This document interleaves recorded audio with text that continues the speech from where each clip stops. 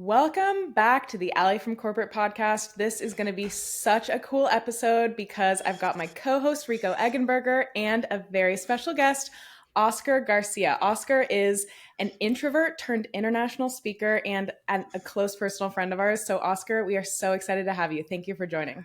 Thank you, Allison. Thank you for having me. And Rico, it's great to see you again, my friend, because we had a great time We not that long did. ago. Oscar is a good friend of ours. He is one of the top leaders in on LinkedIn, actually, talking about vulnerability and leadership. So we're super stoked to have him on as a guest and share his insights for all of our listeners. So if you have not followed him yet, you should 100% go follow him. His name is Oscar Garcia, and that's how you can find him on LinkedIn. We'll drop the link down below. Yes. So, this episode, we're talking about embracing the power of personal branding, specifically how to show vulnerability in personal branding. So, Oscar, tell us a little bit about what personal branding means to you and your journey in personal branding on social media.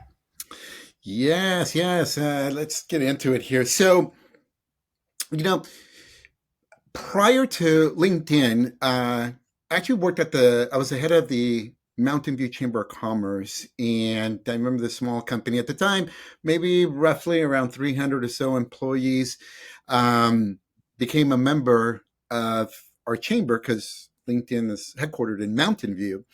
And I've always been one of those. I actually worked in the tech industry, startups to be specific. And so I've always been intrigued and kind of consider myself like an early adopter of new technology, new things. So long story short is I set up a LinkedIn account and didn't do much with it like many people do. I joke around that most people treat LinkedIn like a gym membership. And, but eventually I obviously moved on and started my own company.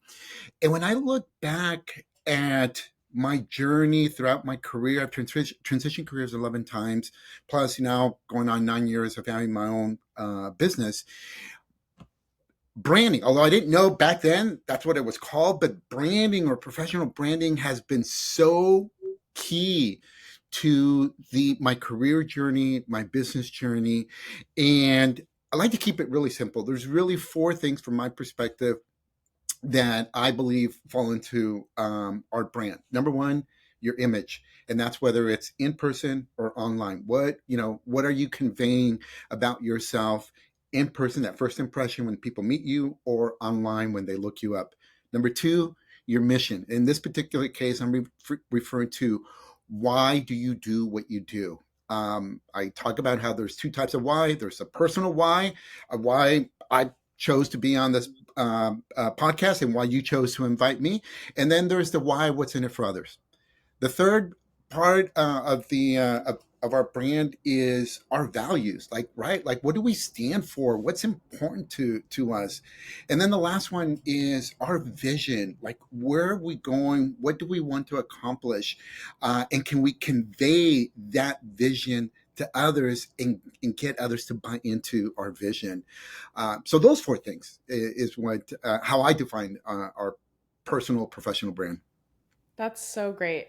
I love that. So, Rico, you inspired me to start creating a personal brand for myself about 5-ish years ago. And Yeah, 4 or 5-ish, yeah.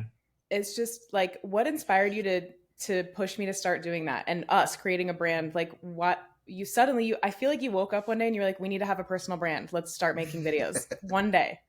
I saw Oscar. So me and Oscar go way back, and he started talking about it.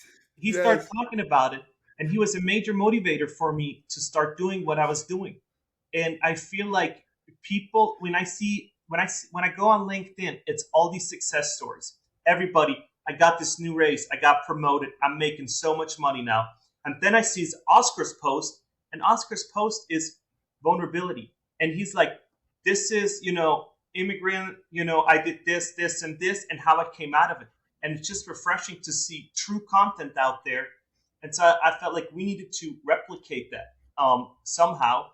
And for me, what's really difficult is to show that vulnerability, because my culture doesn't really like to show vulnerability. but Oscar got it so down to show vulnerability and be true. Because I feel like Oscar, I now know you, and I know your online presence is Mm-hmm. your personal presence. And it's not like you made up this persona that you're actually not. And so what I'm wondering is how can you do that? How can you be so impulsive to be vulnerable, but not so much vulnerable that people think you're not the real deal? Yeah, yeah. Thank you, Rico. You know, here's the thing. It is, and it goes back to my natural personality being an introvert, and and the thing though is that as an introvert, it's not that we don't like to be around people, that we don't like to have friends. Yes, of course we do, right? I mean, we're humans, we're social beings. Um, and I early in my career, going back to when like I worked in the tech industry, I remember going to conferences and you're staffing the booth there and people come up and you try to scan their badge and come up with all the slick lines, to ask Yeah, the right questions. Like for me, all that type of stuff was like overwhelming. I'm just trying to get comfortable just saying hello to you, and now I have to like figure out what the right angle is. And I went back to what I just said about being an introvert. And I'm like, wait a minute, I'm a friendly person. I mean, I like being around people, just, not that many at the same time. And I said, you know what? It really comes down to being a friend. And and by being a friend, if you think about just relationship building, how do you really begin to develop stronger, deeper relationships is when we start sharing a little bit more about ourselves, a little bit more vulnerable, being a little more vulnerable. It's like imagine this these steps, kind of like a pyramid, right? That's going up, and you both people start, right here at this, basic, like, hi, I'm Oscar Garcia. Oh, hi, I'm Rico. I'm Allison. yeah, Great. And then I share something, maybe I get a little bit comfortable. I share a little bit more personal, right? And I kind of go up that next step. And if you come up with me, it's because you probably shared something a little personal, and we kind of keep going up like this. And at the end of the day, isn't it about relationship first, business second? yeah. Right. But all of a sudden we get into this like freaking corporate America, BS, in terms of business, and it becomes transactional. It And we does. put a mask on when we go to work and we say, "Hi, how are you? Yes. Good, how are you?" Yeah. Yeah. But pay attention. Pay attention next time when you ask people, hey, how you doing? Good. Like, what the heck does Ro- good mean? It's Good for robotic. It's like, nothing or good for a lot? Like, right? But it's just like we just automatically say that. yeah. When you ask me this right now, when we came on and you're like, hey, Oscar, how you doing? I didn't say good. I'm like, I'm kicking butt, taking no prisoners. And I know that sounds kind of weird because no one ever says that. But right off the bat, by me saying that, I'm standing out. You're like, damn, this dude already has energy. Like, how many Red Bulls has he had? When did you Zero. figure that one out? So when did you But kind of figure out that that's how you can bring it to the next level? When it, did that click? so Enrico, because you pointed it out. I share a lot about like my culture, my upbringing, and so forth. You know what really happened when I lost both my parents? Yeah. About first my dad, and then my mom. Now going on like 9 years. And what I mean by that is that you know I just started doing some self reflection of my childhood, my parents, the way I was raised and so forth. And again, going back to us introverts, we talk to ourselves a lot. Like we're very introspective, right? We analyze things. And so that's what I started to do, right? I just started to think back, and it was like, wow, I learned from my parents about the importance of relationship building. When my parents passed away, I mean, my dad was a dishwasher, my mom worked in housekeeping. By society standards, they were nobody.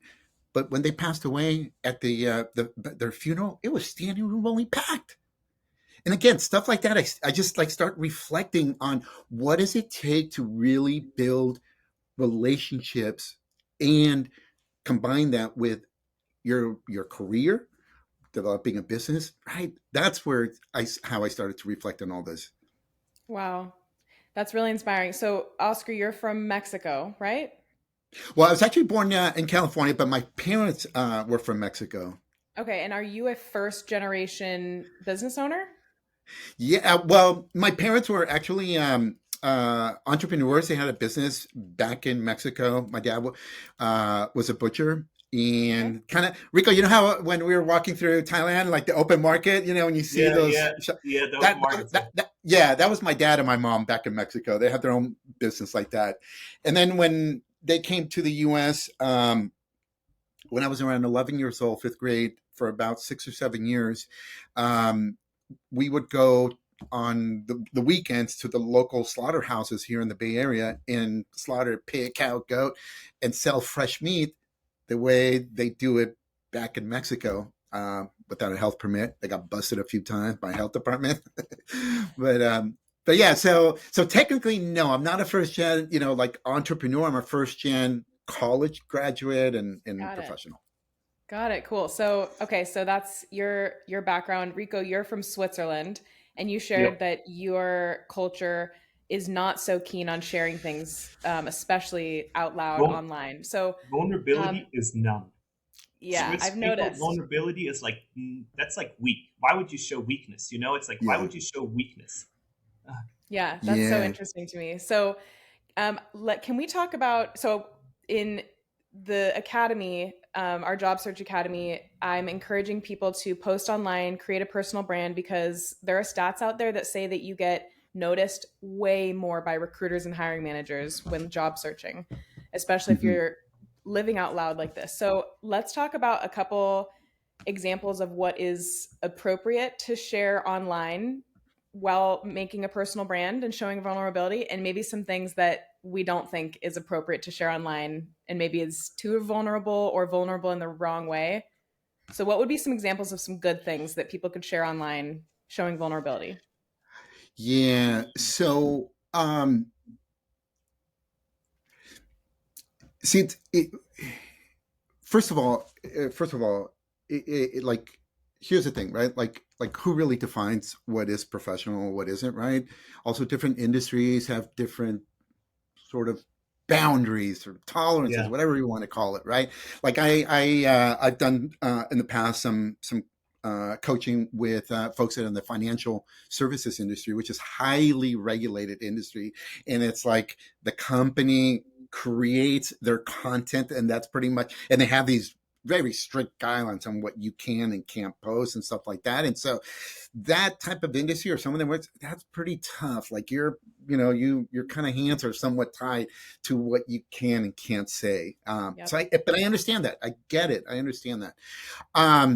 But here's the thing. First of all, in terms of what you can and can't, and I'll give you some example here in a minute, but I think it's important that we understand sort of what I was alluding to. What is the industry that you're in? Okay, or that you want to go into, because there's going to be some guidelines, some rules, et cetera, and so forth.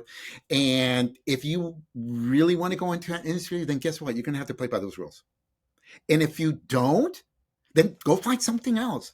Like, for me, I got, like, it's about self-awareness too. Like, for me, when I realized, it's like, I want to be able to speak from my heart. I'm not going to be a jerk and just say random stuff and so forth. But guess what? I mean, I couldn't go work at that financial services company because I want to talk about whatever it is I want to post, period. Okay. That's, and there's nothing wrong Fair. with that. Yeah. Okay. Exactly. So one, understand what industry that you want to get into. Number two is that the other thing too is, what is your objective with that post, that content that you're going to share?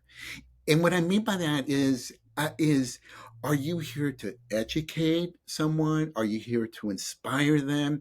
Are you looking to bring in new business, or attract a new job and a career opportunity?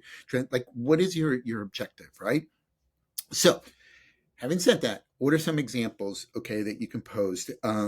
So, and Rico, you touched upon this too earlier. Is, let's say, for example, oh, here's a good example. So I have my own podcast in LinkedIn Lives that I do. About a couple months ago, 3 months ago, I had a college president, a Latino college president, on LinkedIn Live. And I asked him about a simulation and, did he ever experience any of that? And so forth. And he went on to talk about his childhood experience and into his professional life of how he had to assimilate and how his name is actually is Juan Carlos, but over time it got changed to John Carlos. Okay. And see, that might be just on the surface might be like, okay, it's no big deal. But this is a college president. He's got a doctorate. He is around very influential people. He has, you know, many people that report to him that he's responsible for. And something as simple as that is telling that little story there for the rest of us that are looking to climb the corporate ladder, the business ladder, or maybe when some people want to aspire to be a college man, the fact that you have this person of influence bringing it down and breaking it down, saying, listen, I've experienced this, that gives you hope. That gives you relatability. It's like he came down from that ivory tower and now we're sitting on the sidewalk busting open a, you know, some beer, you know, and just chit-chatting there. And see, most people prefer that leadership, they don't do that. No. Yeah. All they do is all like to your point, Rico and I was saying, all they do is talk about all the good stuff. Yeah, that's very inspiring when you see people actually like relate and come off their ivory tower, as you said, and then show like, hey, you know, I was at one time. So most of these people that are, you know, are in their career at one point didn't come up. They didn't, you know, start off as a vice president. They started off at the bottom and they worked their way up. And so then they Yes. back related. And I feel like it's hard for especially younger people now, I feel like, to relate to these VPs, you know, because they don't have Yes. the work experience, you know, and then they're just Yes. starting off and they just see it as a rat race. Yes. Yes. Yes. You know, the other thing too that I see and see sometimes too, Alice, is sometimes people, and it goes to your question too, like what is not appropriate, it, oversharing stuff, where you're oversharing in terms of like the relevancy of what you're sharing. You know, how is that adding value to others through what you're sharing? Are you because the thing that I share, I'm looking to add value to help someone, okay, Yeah. with it. And I'm not here to vent. I got my That's therapist to do that's that. it right there, venting. I'm not yeah, Yes. I'm not here to vent. Like I said, I have my therapist where I can go vent. Okay, I got my punching bag, you know, kick the you know what out of it, okay? But not online. And from that, I'm not that's just not my style to do Yeah, that. I would say if somebody is listening to this or watching this on YouTube and they're thinking, but I really love to vent, it makes me feel better, I would say they could embrace the STAR method. Have you guys heard of this for Mm-hmm. explaining, answering behavioral questions in interviews? So, explain the situation you were in briefly with relevant details. What was your task? What's the action you took? What was the result? Like, what was the lesson you learned? That, if you want to turn a rant into something like that, where it's a productive conversation, that's one way that people could turn something that could be inappropriate into something that is showing vulnerability and being Yeah. relevant. And yeah. Yeah. Again, I'm not passing any judgment on people. I mean, because I, you know, the first one to admit I've made many mistakes. And yes, there are times when, you know, as much as, you know, what I'm sharing, there's been times too where I've slipped and I'm like, oh my gosh, you know, made a comment or something, right? Kind of reactionary. But for the most part, it's about being cognizant, right? About what we're doing here. And sometimes I hear people say, you know, oh, I'm just going to, you know, give them a piece of my mind. And my attitude is, no, I'm here to give you a piece of my heart. Yeah. Oh, I love that.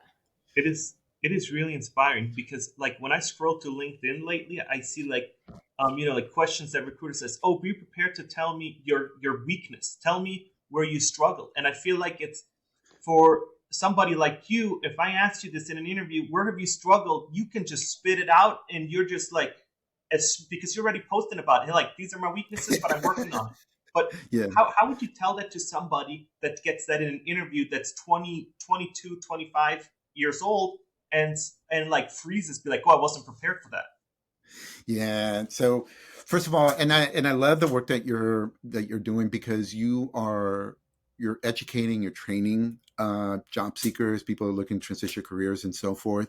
But one thing to know is that the job process, it's really, it doesn't happen when you get laid off, or the minute you decide to apply for a job. It's about managing your career. And to your question, because it's about practicing and being sort of that top of Yeah. mind in what you're doing. Those, because those people, and in my opinion, there's only a small percentage of people that actually really manage their career. Okay, um, but but but yeah, it's important to always be managing your career. Now, what do you say to someone, or how do you help someone? In terms of that question, what's your weakness, and so forth. Well, one, before that, hopefully that this person has done some research, not only on the position and of course the company, but the industry as well. Those three things. I always encourage people, the position, the company, and the industry. And then the other piece of it is obviously the job seeker, the job seeker. How do you fit into these three areas? How can you help? Your skill sets, your value, your expertise, your knowledge, how can it help? And by knowing that, again, yes, we all have our weaknesses, right? And so by understanding what your weakness is, or weaknesses are, not only can you address that weakness from say about with confidence, but you can also turn it around. And kind of what you were mentioning earlier, Allison, that STAR method. But you can turn things around to say, hey, yes, this is an area that I struggle, but let me show you how in the past, I've overcome something similar. Like, for example, I love when I it. worked I at, love it. when before, or when I was applying for the position at the Chamber of Commerce, I didn't, honestly, God, I really did not know what a Chamber of Commerce was. I just heard the name Chamber of Commerce, and like most people, you're like, you hear it, but you don't really know what a Chamber of Commerce does. That was me. My competition had 25 years of chamber experience. She was the interim chamber CEO, and the board loved her.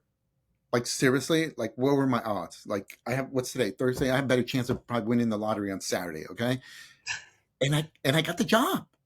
And it was because of what I just shared with you that I did, but it was also because I started talking to past chamber executives, past board members, other groups, organizations that engage with the chamber to try to understand the ins and outs. What are the strengths and weaknesses? Where does the community want the chamber to go?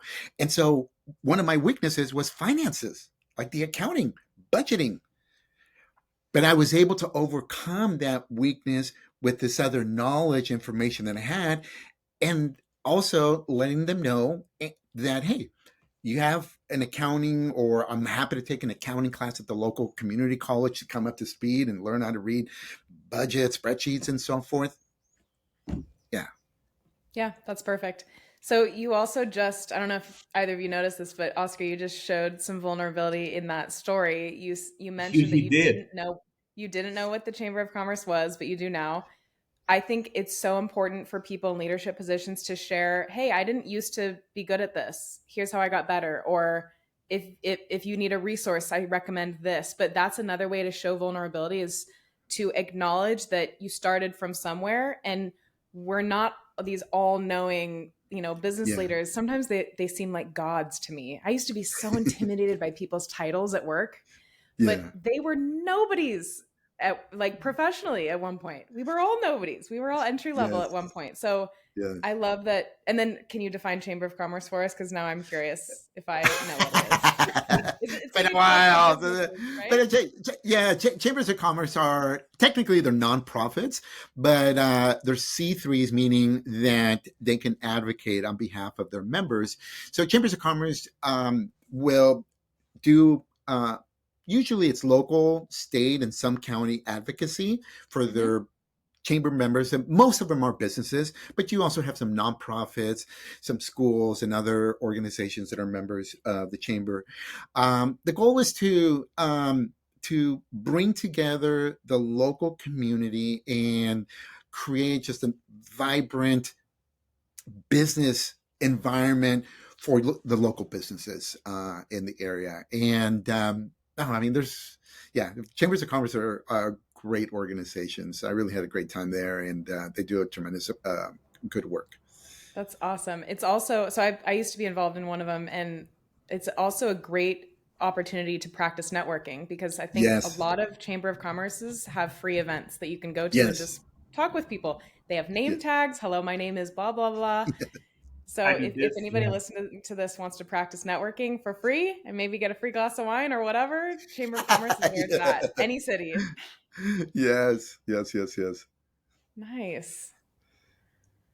Because so when I hear this story, it's so inspiring to hear Oscar talk about his experiences, because I feel like a lot of people wish that more people shared what you've been through, rather, because you shared the journey from I didn't know what it was to I networked with people, they told me, hey, these are the needs, and then you took that and said, hey, I've been talking to all these people in the interview, I've had a conversation with all these, I networked with them, this is what we're lacking, this is how we're going to fix it.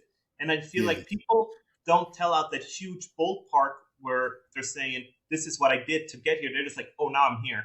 And Yeah. congratulations. And they update their title. And then people are like, congrats, congrats. And people Yeah. aren't like, hey, I did this. So it's really refreshing to hear you talk about how you got there. Not a lot Thank of you. people do that. Thank you. Thank you.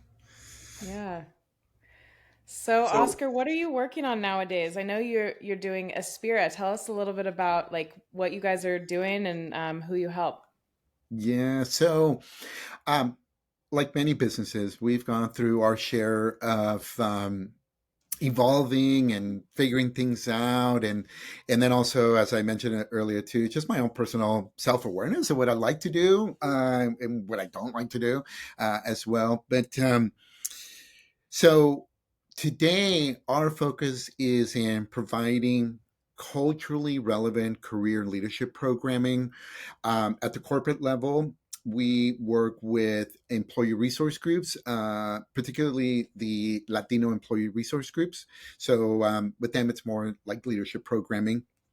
And then at the college, university level, we work with a lot of first generation underserved excuse me, student groups through the college and university, like the career services, in providing that culturally relevant career readiness programming that we offer. And I mean, fortunate to do it here. Of course, in the U.S., that's most of the business comes here from colleges and universities in the U.S., but also international too as well. I've done trainings in Pakistan, Kazakhstan, and Mexico, and how were they Germany, different? and so Sorry to interrupt you. you, How yeah, are they different from the US to like all over the world? Because I know you did some stuff across the globe.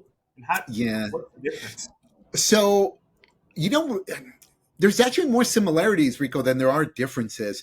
The difference, just off the top of my head, the biggest difference is because I do talk about LinkedIn too as well, because usually it's again it's career leadership type training, Yeah. but the difference is that in most other countries, LinkedIn, the adoption of LinkedIn or using it as a platform, it's less obviously than here in the U.S. Um, but that's really like the biggest difference. Difference. But there's more similarities actually, and the similarities is like what you were saying earlier, how like in Switzerland, like being vulnerable, oh, forget it. Yeah. That's something that happens across many countries too, as well. Even actually in like in Mexico and Latino culture, um, it's a very patriarchal culture, and I grew up being told that only girls cry. Boys don't cry. We suck it up and all that. And the only time I saw my dad cry was when he was drunk, totally wasted. Then it was okay for him to cry. And what's the message? Get drunk, because then it's okay if you cry. Like BS, okay? Like seriously. But anyways, there's more similarities in terms of some of the things that we deal with here, the challenges, that vulnerability, or what are people going to say, that type of stuff. It's like it happens across many other countries too as well. It's so funny that you bring it up, because when I was in Switzerland, Switzerland was heavy in finance. So it's black or white. You either make a profit or you don't make a profit. And so Yeah. when you when you're taught when you've been taught about that, it's like I'm gonna share with you just as much as you need, and then no information more, and there's no vulnerability, because in Switzerland it didn't add that much to your personality or to your job, because they said if you can do it, great. If not, then you're out. And it wasn't like a whole package thing, and I feel like that gets lost a Yeah. lot in in translation over there in Switzerland, right? Yes, yes, yes, yes, yes. No, I get it. I get it. But yeah, so that's what we're working on, and of course, just expanding the programming that we offer to more colleges, universities, and then also at the corporate level. Amazing. Very cool.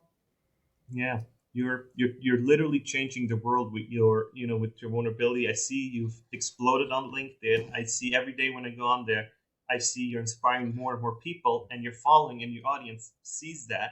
And so I was like, man, I gotta have Oscar on the podcast. Tell his journey, because it resonates with I think everybody, because there's just so much. Everybody has their own like story, like you have, like with your parents. Everybody Yeah, goes through that, but people get stuck up on it and they can't push through it. And so yeah. it's so inspiring to hear you talking about what like how you push through it. I think that's so amazing.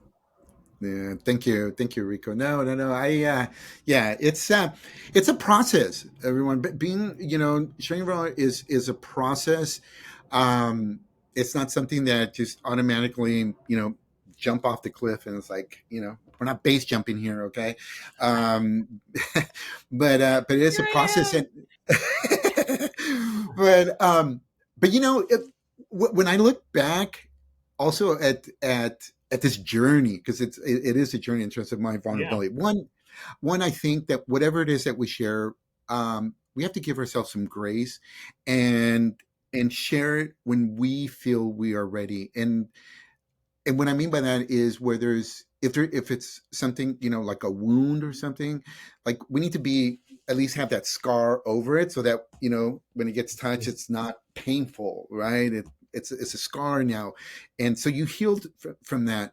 The other thing too that for me that I've done is even some just take small steps. Even I remember again when I was in tech, and we would have these company meetings, and so we'd go into the conference room, and no one sat in the front row, not even the extroverts.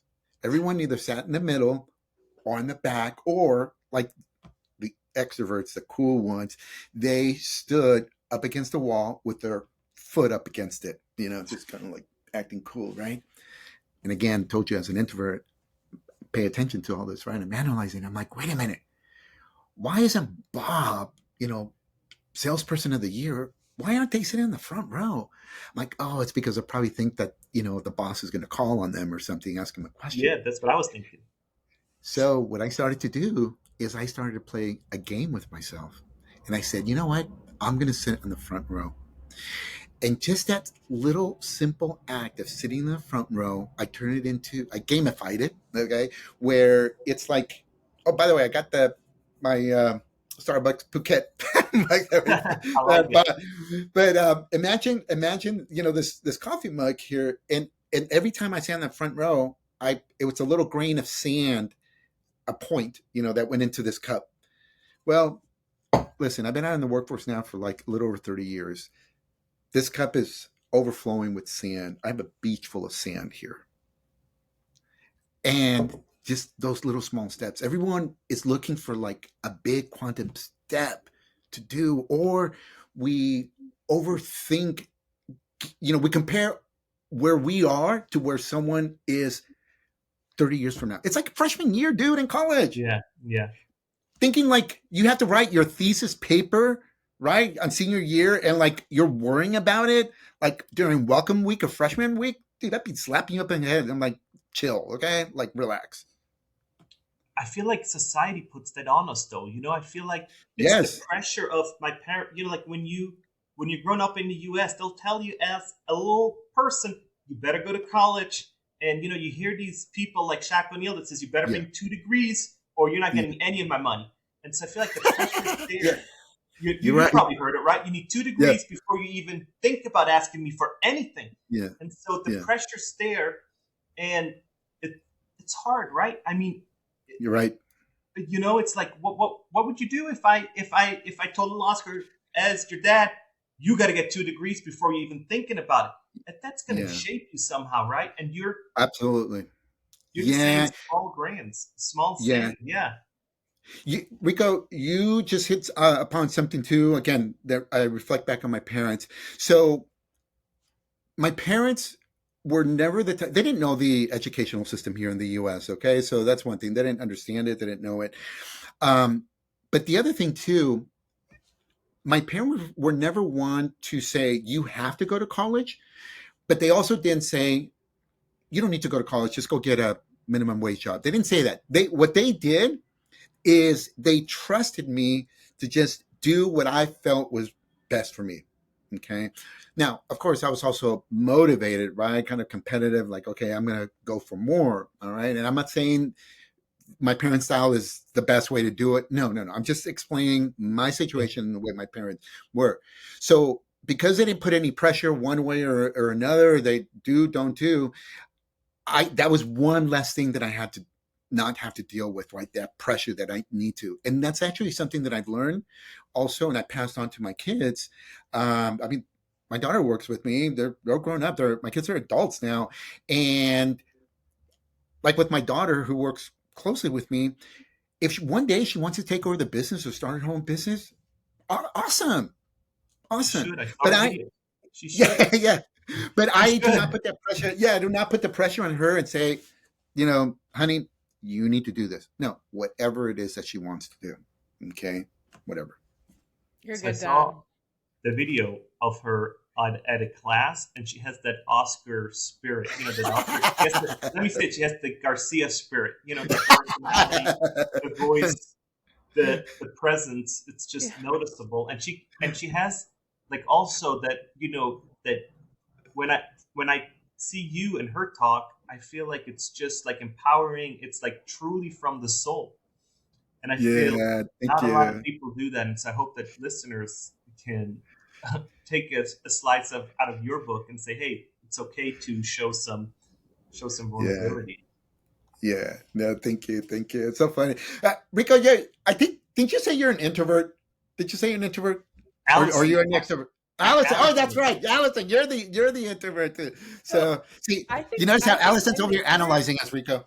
Rico, okay, whenever we go to a gas station or to charge our electric car at a charger in public, Rico goes and finds a stranger and has a full blown conversation with them. And You're I'm like my like, brother, Rico. I am not like that. I don't like having phone calls with my parents. Love you, mom. Love you, dad. But like, I don't want to talk to anybody. I just want to lay in bed and cuddle with my dog. Yeah. But I'll be on video all day. I'll do Yeah, yeah, this yeah, and film myself all day long because I'm by myself. Even though yeah, if I'm talking to millions of people, they're not here, you yeah, know? yeah, yeah. Hey, and Allison, you did your TEDx talk, so I mean, right? Go figure. An introvert going out there doing a TEDx talk. That's awesome. That's Oh, I would awesome. not have been able to do that without some serious breath work and meditation techniques. I was so nervous to get in front of people. I'm usually, working from home in my blouse on top and my pajama bottoms on the bottom. And I'm like, I got to get dressed up and talk to people in real life. But it was such a cool experience. And it pushed me. And I like didn't know if I was gonna live through the experience, and then I made it out the other side, and I was like, oh, and like my Yeah, confidence and self worth grew a little yeah, bit. Like, oh, look at that thing that I did. I guess I could do it. yeah, yeah, yeah. You know what? If you haven't done so, and I don't know, and if you should do, if you haven't done it, I think you should do a podcast where you are talking about your journey to doing a TEDx talk and like share like what you just shared, part of it, a little more that vulnerability. I think that would be awesome because I mean, I would love to hear that because again, like with anyone that does any like a TEDx talk or speaks on a big stage, you see all the cool stuff, the prestige, right, that comes with that. But I like would love to see the behind the scenes. Man, I would like to see how many times you had to go to the bathroom before you went on stage, girl. Okay, like You get all nervous. That's me. That's me. Like even to this day, before I don't care who it is I'm going to talk to, I still get nervous.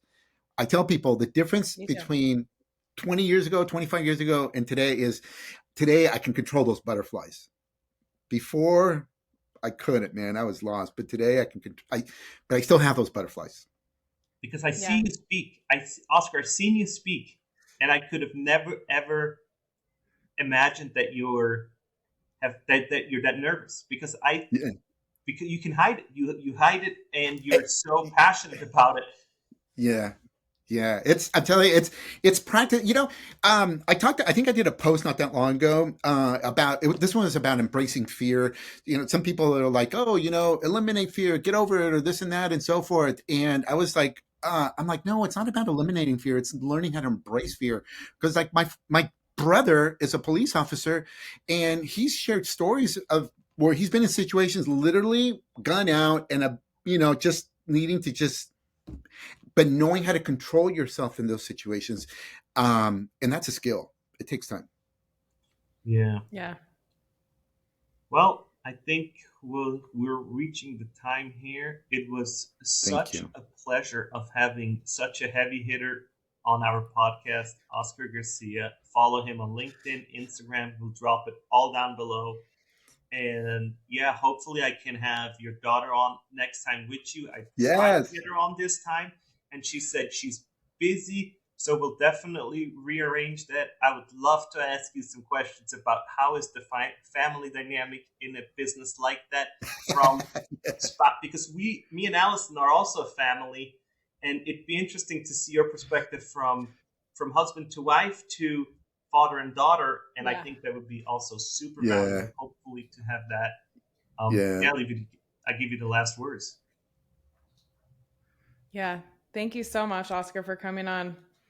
Yeah, This was great. No, you're welcome. Thank you guys for having me. And love again the work that you're doing, and keep it up because we need more good people out there sharing good content, helping others, job seekers. So thank you. Sounds good. All right. We'll talk to you later. Okay. All Bye, right. everybody. Okay. Bye bye.